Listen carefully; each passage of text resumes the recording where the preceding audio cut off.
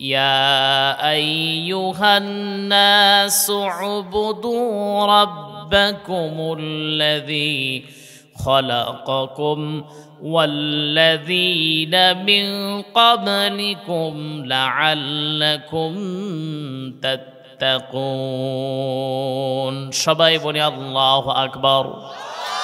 আল্লাহ পাক বলছেন ইয়া আইয়ুহান নাস, এখানে ইয়া আইয়ুহাল মুসলিমুন বলে নাই। আল্লাহ এই জায়গায় শুধু মুসলমানদের টার্গেট করে কথা বলেন নাই, শুধু হিন্দুদেরকে বলেন নাই, খ্রিস্টান বৌদ্ধ শুধু একটা জাতিকে বলেন নাই। আল্লাহ পাক এই জায়গায় ইয়া আইয়ুহান নাস বলে সম্বোধন করলেন, হে মানব মণ্ডলী, হে মানুষ, তোমরা সেই প্রতিপালকের ইবাদত করবা। প্রতিপালকের ইবাদত করো যিনি তোমাদেরকে তৈরি করেছেন, সৃষ্টি করেছেন এবং তোমাদের পূর্বেও যারা ছিলেন তাদেরকেও তৈরি করেছিলেন, বানিয়েছিলেন। এই জন্য বানিয়েছেন যেন তোমরা তার ইবাদত করবা এবং তাকে তোমরা ভয় করবা, তাকওয়া অবলম্বন করবা। জোরে কর সুবহানাল্লাহ। উদ্দেশ্য কি? বানানোর উদ্দেশ্য হলো গোলামি কার? একটু কথা বলেন, আসতে বলবেন না, বলেন কার? আর ভয় করতে হবে কাকে? কাকে? আল্লাহ। আল্লাহ পাক বলছেন শোনো, আমি তো তোমাদের রব, যেহেতু তোমাদের আমি রব, আমি ছাড়া আর কেউ নাই।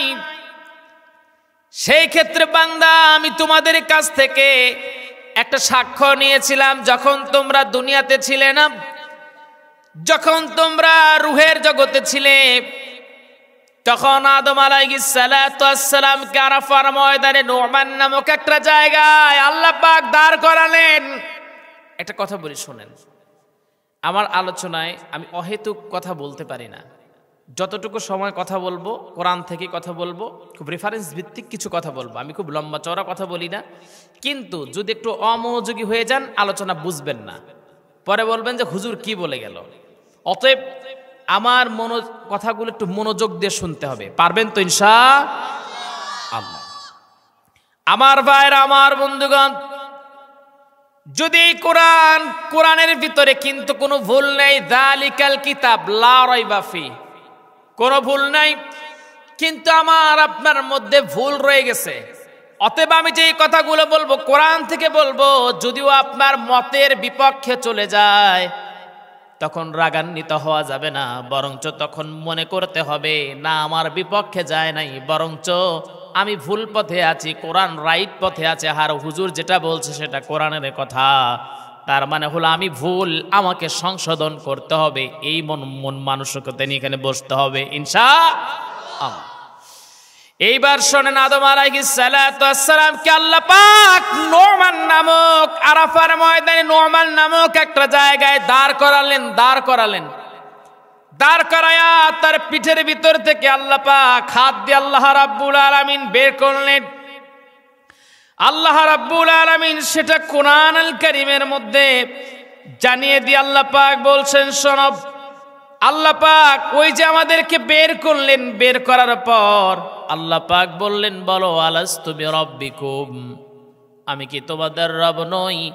তখন আমরা সাক্ষী দিয়েছিলাম, ক্বালু বালা শাহিদিনা, আমরা সাক্ষ্য দিচ্ছি আপনি ছাড়া আমাদের আর দ্বিতীয় কোনো রব নাই। সুবহানাল্লাহ। তারপরে আল্লাহ পাক দুনিয়াতে আমাদের প্রেরণ করার পর আল্লাহর পরিচয় আল্লাহ পাক তুলে ধরেছেন সূরা ইখলাসের মধ্যে, কুল হুয়াল্লাহু আহাদ আল্লাহুস সামাদ লাম ইয়ালিদ ওয়া লাম ইউলাদ ওয়া লাম ইয়াকুল লাহু কুফুয়ান আহাদ। আমার ভাইয়ের, আমার বন্ধুগণ, আল্লাহ পাকের পরিচয়, ডিটেলস পরিচয় এর মধ্যে ছোট্ট এই সূরাটার মধ্যে দিয়ে দিয়েছেন। সুবহানাল্লাহ। আমার ভাইয়ের, আমার বন্ধুগণ শোনেন, আল্লাহ পাক কিন্তু আমাদেরকে প্রশ্ন করে বলেছিলেন আলাস্তু বিরাব্বিকুম, আমি কি তোমাদের রব না? তার মানে আল্লাহ পাক আমাদের সামনে দাঁড়ানো, আর আল্লাহ পাক দাঁড়িয়ে বলছেন নিজেকে দেখায়া যে আলাস্তু বিরাব্বিকুম, আমি কি তোমাদের রব না? আর আমরা ওই সময় আল্লাহরে দেখে বলেছিলাম ক্বালু বালা শাহিদনা, হ্যাঁ আমরা সাক্ষ্য দিচ্ছি আপনি আমাদের রব। এইবার আসেন আল্লাহ পাক বলছেন, যে আয়াতটা আমি তেলাওয়াত করেছি, আল্লাহ পাক বলছেন ইন্নাল্লাযীনা ক্বালু রাব্বুনাল্লাহ, যারা বলবে আমার রব দুনিয়ার অন্য কেউ নয়, আমার রব হলো আল্লাহ, সুম্মা ইসতাকামু, এবং তার উপরে তারা অটুট থাকবে, মজবুত থাকবে, অবিচল থাকবে, নড়বেও না চড়বেও না। কথা বোঝা যায় তো নাকি? আমি বুঝিয়ে কথা বলতে পছন্দ করি। আল্লাহ আমাদের রূহের জগতে প্রশ্ন করে বলেছিলেন আলাস্তু বিরাব্বিকুম, আমরা বলেছিলাম ক্বালু বালা শাহিদনা, সাক্ষ্য দিছি, ওটা রূহের জগতে। আর আল্লাহ পাক কোরআন আল কারীমের মধ্যে বলছেন ইন্নাল্লাযীনা ক্বালু রাব্বুনাল্লাহ, যারা বলে আমার রব হলো আল্লাহ এবং তার উপরে তারা অটুট থাকে, অবিচল থাকে, ইস্তেকামাত রাখে। আমার ভাইরা, আমার বন্ধুগণ, তার মানে বোঝা যায় আপনি যদি আল্লাহকে যদি রব হিসাবে মেনে নেন যে আল্লাহ আমার রব, তাহলে আপনার উপরে জুলুম করা হবে, অত্যাচার করা হবে, আপনাকে কষ্ট দেওয়া হবে। তা না হলে পরের স্টেপটা আল্লাহ দিতেন না, সুম্মা ইসতাকামু, তার উপরে অবিচল থাকবে। তার মানে হলো আপনি আল্লাহকে যখন রব হিসাবে মেনে নিবেন, এমন এমন কায়দায় কষ্ট দেওয়া হবে যেন আপনি আল্লাহকে রব হিসাবে ভুলে যান, ঠিক কিনা? এখন অনেকেই বলবেন হুজুর আমি তো মেনে নিছি আল্লাহ আমার রব, কই আমার তো এরকম কিছুই করা হইল না। এইবার আসেন আমি আপনাদের বুঝাইয়া দিচ্ছি, একটু মনোযোগ দিয়ে আলোচনা শুনতে হবে। এই জন্য ও আমার ভাইরা, একটাবার আল্লাহ পাক প্রশ্ন করেছিলেন রূহের জগতে, আবার আল্লাহ পাক কোরআন আল কারীমের মধ্যে বলছেন এটা দুনিয়ার স্টেপ, দুনিয়ার জায়গায় যারা বলবে আমার রব হলো আল্লাহ, কিন্তু একদিন চলতে ফিরতেই আমি আপনি যেদিন লাশ হয়ে পড়ে যাব, এই দুনিয়ার আপনজনগুলো যেদিন আমার লাশখানা ধরাধরি করে আমাকে নিয়ে গিয়ে গোসল করায়া দিবে। একটু মনোযোগ দিয়ে শোনেন।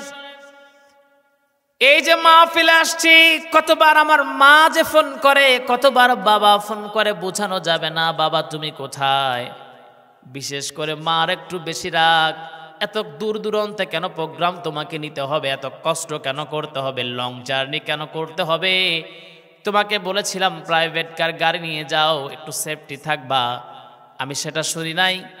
তারপরে মার একটু রাগ, তারপরেও ফোন করে খোঁজ নেয়। কিন্তু যেদিন আমি মারা যাব সেদিন ওই দরদের মা কিন্তু আমার সাথী হবে না। আমি আপনি একদিন লাশ হয়ে যাব, গোসল করাবে, গোসল করানোর পর আমার আপনার দেহটাকে নিয়া খাটনির উপরে রাখবে, শেষ পালকির উপরে রাখবে। মহিলা হলে 3-5টা, 5টার পুরুষ হলে 3টা কাপড় দিয়ে চকলেটের মতো মোড়ায়া দিবে। এরপরে আমাকে আপনাকে নিয়া ওই খাটনি করে যখন একটা অন্ধকার কবরের দিকে রওনা দিবে, যেখানে সচরাচর কেউ যায় না, আমাকে আপনাকে নিয়ে রওনা দিবে। একটু চিন্তা করেন, কল্পনা করেন সেই লাশটা আপনি আর আপনাকে নিয়ে যাচ্ছে। চিন্তা করে বলেন যারা নিয়ে যাবে আপনার লাশ, হয়তোবা আপনার ছেলে না হয় আপনার ভাই, না হয় আপনার মেয়ের জামাই।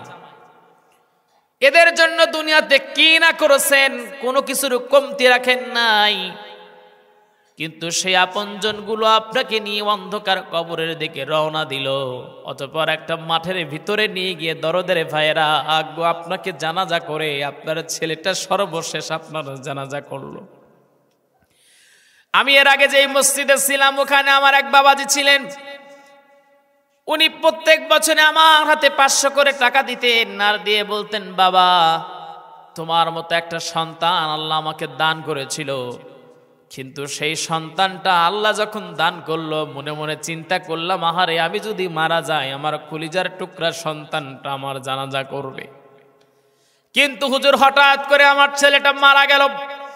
মারা যাওয়ার পর এমন অসহায় হয়ে গেলাম যে এই ছেলেটাকে আমি আমার লাশ কাঁধে করে নিয়ে সন্তান আমার জন্য দোয়া করবে, সেই কলিজার টুকরা সন্তান আমার লাশখানা নিয়ে আমি বাবা আমার সন্তানের লাশখানা নিয়ে জানাজা করে দাফন করে দিয়ে আসলাম।